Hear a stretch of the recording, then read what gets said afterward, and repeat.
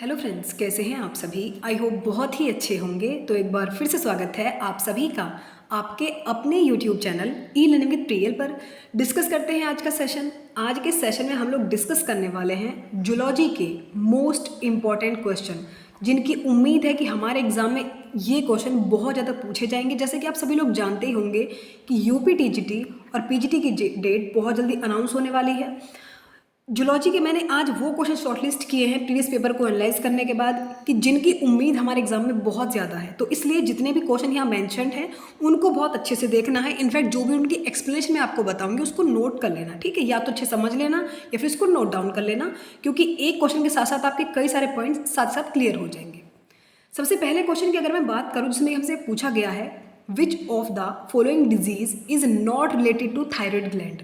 पहले तो इस नोट को देख लिया करो, not related to thyroid gland.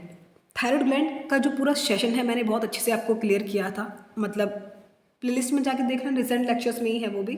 तो थायराइड ग्लैंड से कौन सी डिजीज नहीं होती है, फिर कौन से रिलेटेड नहीं, ये हमसे पूछा गया है। ऑप्शन दिए गए हैं आपने, गोइटर है, क्रिटिनिज्म है, मिक्सोइडेमा है, फिर एक्रोमेगेली है। यदि आपने सेशन लिया होगा तो बिल्कुल देखते निशान लगा दिया होगा कि कौन सा ऑप्शन इसका बिल्कुल ठीक है। तो थायराइड ग्लैंड में दो तरह की डिजीज मैंने आपको बताई थी, एक तो हाइपोथायराइडिज्म की वजह से और एक हाइपरथायराइडिज्म की वजह से। तो सबसे पहले ये थायराइड ग्लैंड की जो हाइपोथायराइडिज्म मतलब इसकी कमी से जो डिजीज होती हैं, थायराइड ग्लैंड से जो भी हार्मोन सिक्रीट होते हैं उनके कम सिक्रेशन से जो डिजीज होती है उनको हम कहते हैं गोइटर, क्रिटिनिज्म, मिक्सोइडीमा। ये तीनों ही मैंने आपको मेंशन कराए थे, पढ़ाए थे भी अच्छे से।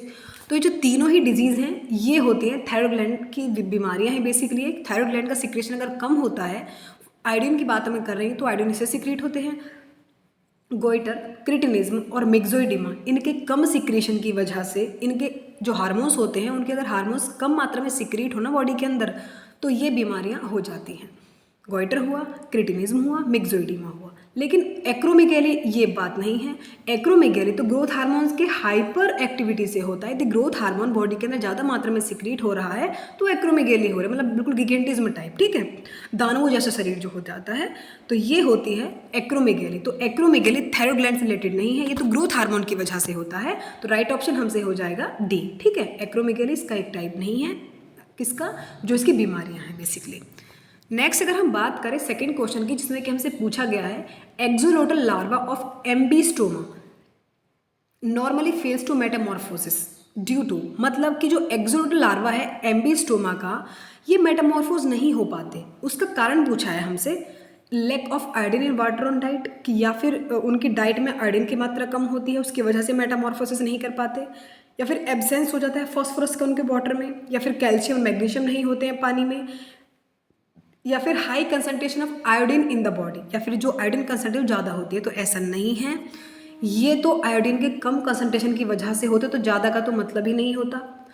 आयोडीन की lack of iodine water on diet, ये बात बिल्कुल सही है। ये तो एक्सोलोटल लार्वा जो होता है ना एम्बीस्टोमा का, भाई इनको ज़रूरत है कि जब ये किसी मतलब इस तरह के जो एक्वेटिक एनिमल्स भी होते हैं, फॉर एग्जाम्पल अगर मैं बात करूँ एम्बीस्टोमा की भी, तो इनको ज़रूरत होती है जो टेडपोल्स होते हैं उनको आयोडीन भरपूर मात्रा में मिले।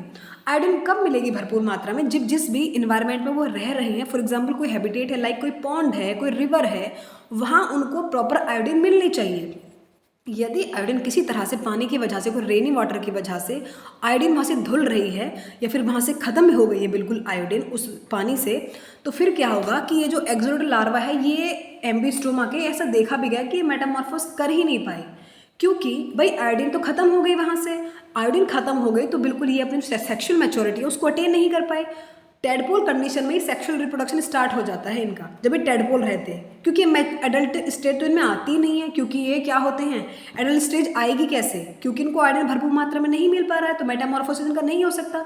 मेटामॉर्फोसिस आप जानते होंगे ना कि जो टेडपोल से बिल्कुल एडल्ट टाइप तक की जो स्टेज आती है उसको हम कहते हैं। तो इसमें क्या होता है कि इसके लार्वी हमेशा बिल्कुल टेडपोल ही रहते हैं, टेडपोल कंडीशन में ही रहते हैं, उनको वो एडल्ट कंडीशन में आते ही नहीं है, और टेडपोल कंडीशन में रिप्रोडक्शन में उनका स्टार्ट हो जाता है। उसको हम एक टर्म भी देते हैं नियोटेनी।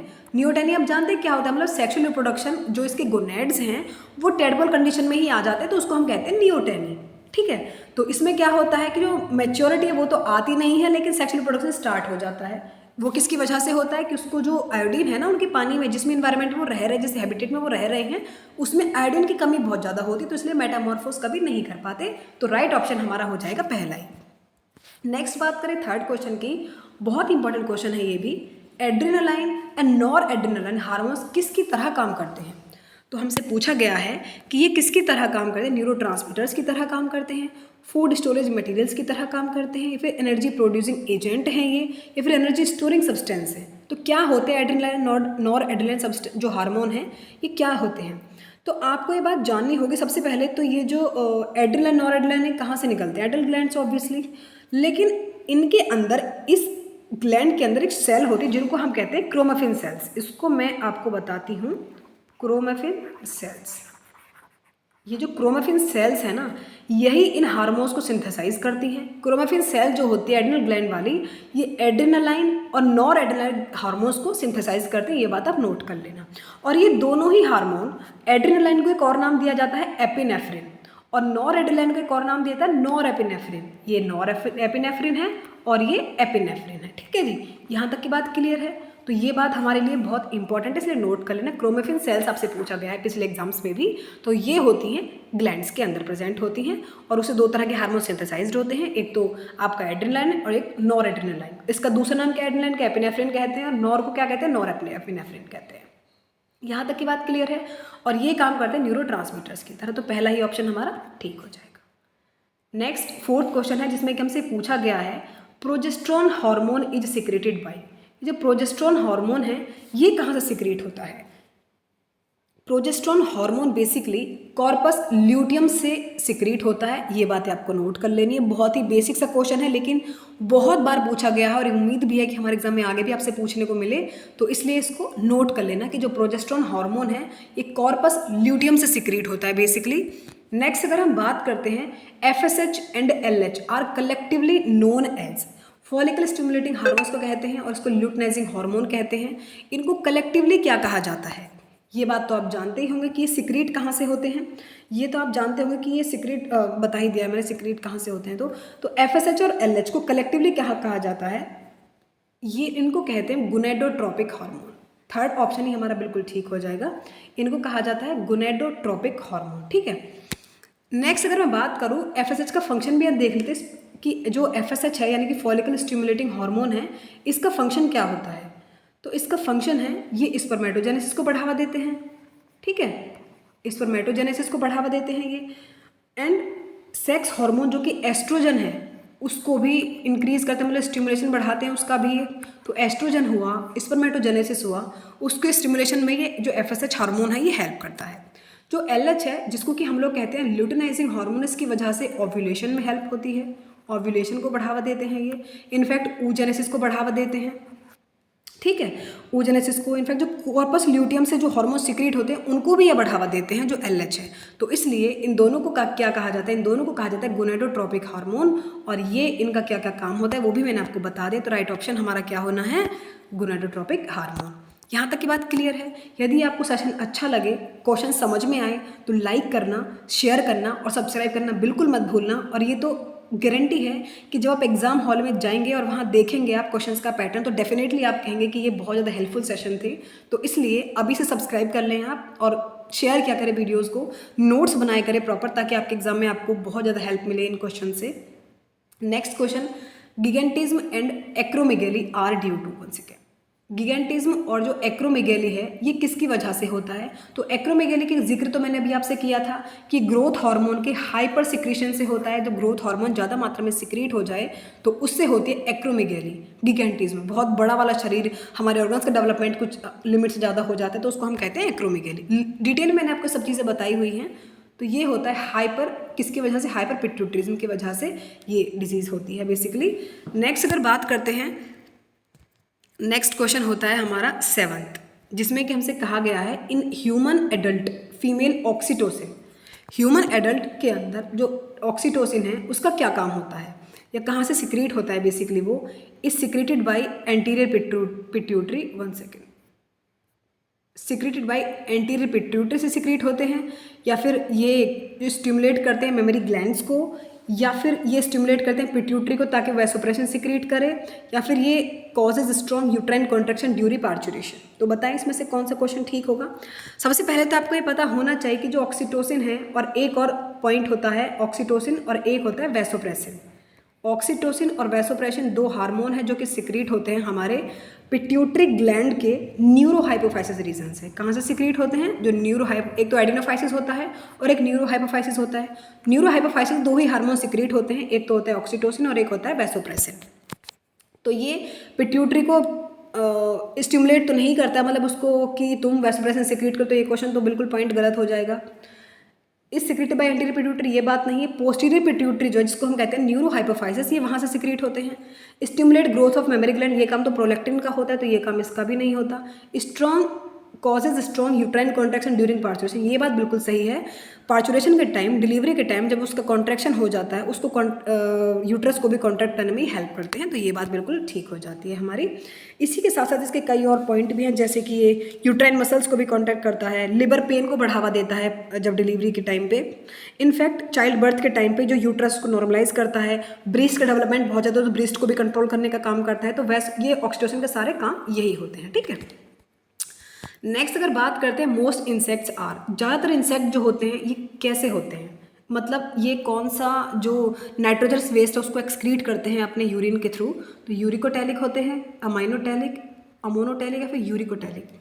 तो ज़्यादातर इंसेक्ट्स होते हैं यूरिकोटैलिक, मतलब कि यूरिक एसिड को क्या करते हैं, एक्सक्रीट करते हैं अपनी बॉडी से थ्रू यूरिन। तो ये बातें आपको नोट करनी है। नेक्स्ट बात, the basic functional unit of human kidney is, human kidney की जो बेसिक यूनिट है वो क्या होती है? नेफ्रॉन है, न्यूरॉन है, हेनलेज लूप है, फिर नेफ्रीडिया है। नेफ्रीड तो किसी का एक्सक्रीटरी ऑर्गन होते हैं, हेनले लूप नेफ्रॉन का एक पार्ट है, न्यूरॉन संबंधित है आपके नर्वस सिस्टम से, और नेफ्रॉन बिल्कुल इसका सही जवाब है। ह्यूमन किडनी की जो फंक्शनल यूनिट है वो होती है नेफ्रॉन। ये बातें आप जानते ही होंगे क्योंकि ह्यूमन किडनी में जब आपको पढ़ाया था तो अच्छे से नोट की थी सारी चीज़ें। नेक्स्ट बात करते हैं loop of Henle's associated with, loop of Henle क्या होता है, किससे एसोसिएट होता है? तो मैं लूप ऑफ हेनले आपको पढ़ाया था एक्सक्रीटरी सिस्टम में, जहाँ हम किडनी की बात करते हैं। तो किडनी का रोल क्या होता है? एक्सक्रीशन करने का बेसिकली। तो एक्सक्रीट का जब सिस्टम आता है तो ये हो जाता है हमारा पहला ही ऑप्शन ठीक हो जाएगा। Loop of Henle excretory system से रिलेटेड है, ये सब हमारे किडनी के पार्ट होते हैं। इनके अलग अलग फंक्शन, बेसिकली जो फंक्शन है लूप ऑफ हेनले का वो वाटर को कंजर्व करने का होता है। Presence of red blood cells in urine is, red blood cells यदि यूरिन में प्रेजेंट होते तो उसको हम क्या कहते हैं? पायूरिया कहते हैं, ग्लाइकोसूरिया कहते हैं, हीमेटोयूरिया कहते हैं, फिर एल्बुमिनूरिया कहते हैं। तो उसको हम कहते हैं हीमेटोयूरिया। हीम से ही नोट कर लेना कि यहाँ पे रेड ब्लड सेल्स प्रेजेंट हैं। तो आरबीसीज का यूरिन में अगर प्रेजेंट होती है तो उस टर्म को कहा जाता है हीमेटोयूरिया। यहाँ तक की बात क्लियर है, तो आगे बढ़ते हैं। एक इम्पॉर्टेंट बात यह है कि अब जो आप तैयारी कर रहे हैं उसको थोड़ा सा बूस्टअप कर दीजिए, क्योंकि पेपर की डेट बहुत जल्दी अनाउंस होने वाली है और बहुत टाइम आपको मिलेगा नहीं, पैनिक कर जाओगे उस कंडीशन में। तो इसलिए अभी से स्टार्ट कर जल्दी से पढ़ना। नेक्स्ट बात करें तो uric acid is the chief nitrogenous component of the excretory products of, uric acid कौन से जो जितने दिए गए एनिमल्स हैं उनका एक्सक्रीटरी प्रोडक्ट होता है। फ्रॉग का क्या होता है? तो फ्रॉग का यूरिया है बेसिकली, मैन का भी यूरिया है, अर्थवर्म का आप जानते ही होंगे। कॉकरोच का होता है, कॉकरोच का होता है यूरिक एसिड। तो हमारा जो क्वेश्चन है बी यही ठीक हो जाएगा, ये यूरिक एसिड सिक्रीट करते हैं बेसिकली। नेक्स्ट अगर बात करते हैं 13 क्वेश्चन की, जिसमें कि हमसे पूछा गया है main function of Henle's loop. Henle का जो लूप होता है उसका मेन फंक्शन क्या है? मैंने अभी बातों बातों में ही आपको बता भी दिया था ये बात। Passage of urine, filtration of blood, formation of urine, conservation of water. तो इसका काम होता है वाटर को कंजर्व करने का, तो इसलिए हमारा राइट ऑप्शन हो जाएगा डी। आगे बढ़ें 14th क्वेश्चन, जिसमें कि हमसे पूछा गया है in which of these animal antennal gland function as excretory organ. जो एंटिनल ग्लैंड होती हैं ये एक्सक्रीटरी ऑर्गन्स के अंदर क्या काम करती हैं, मतलब कौन से एनिमल जो दिए गए हैं उनमें से एंटिनल ग्लैंड किसके अंदर एक्सक्रीशन का काम करती है, हमसे पूछा गया है। तो आपको बताना है प्रॉन के अंदर करती हैं, प्लेनेरिया में, कॉकरोच में, फिर अर्थवर्म में। तो इसका सही जवाब आपने शायद बता भी दिया हो अब तक। कमेंट सेक्शन में क्वेश्चन पढ़ने के साथ साथ में जवाब दे देना, ताकि मैं आपके बाद में सारे कमेंट्स पढ़ सकूँ और उसको एनालाइज कर सकूँ कितने बच्चों का सही जवाब था, ठीक है। तो इसमें से जो एंटिनल ग्लैंड है वो प्रॉन के अंदर काम करती है एक्सक्रीटरी ऑर्गन का, ये क्वेश्चन आपका ठीक हो जाएगा। प्रॉन का जो पूरा लेक्चर है वो मैंने आपको ऑलरेडी दिया हुआ है प्लेलिस्ट में जाके देख लेना, प्रॉन बाय प्रियल भाटी, वहाँ से आपको वो सेशन मिल जाएंगे सभी। ये जो प्रॉन है ना, इससे हर बार 1 से 2 क्वेश्चन पूछे जाते हैं एग्जाम में, क्योंकि ये हमारा सिलेबस का इंपॉर्टेंट पार्ट है, दिया गया है, तो इसलिए नोट कर लेना अच्छे से। नेक्स्ट क्वेश्चन जिसमें कि हमसे पूछा, इनफैक्ट लास्ट है, 15 क्वेश्चन ही मैंने यहाँ लिए हैं। एवरेज पीएच जो होता है ह्यूमन यूरिन का वो कितना होता है? ये क्वेश्चन रिपीटेड पूछा गया है आपसे एग्जाम में, उम्मीद भी है कि पूछा, क्योंकि 2-3 साल से तो पूछा नहीं जा रहा है, पिछले सालों में पूछा गया था। तो इसका जो एवरेज पीएच होता है वो होता है 6.0, मतलब 6 होता है। ये बातें आप नोट कर लेना। यहाँ तक के टॉप 15 क्वेश्चन हमारे खत्म होते हैं। मिलते हैं नेक्स्ट वीडियो में, तब तक के लिए वीडियो को लाइक करना, शेयर करना, सब्सक्राइब करना। Thank you so much for watching. Please do like, share and subscribe, और एक बार इस वीडियो को जरूर देखना, क्योंकि बहुत इंपॉर्टेंट क्वेश्चन मैंने आज यहाँ कलेक्ट किए थे।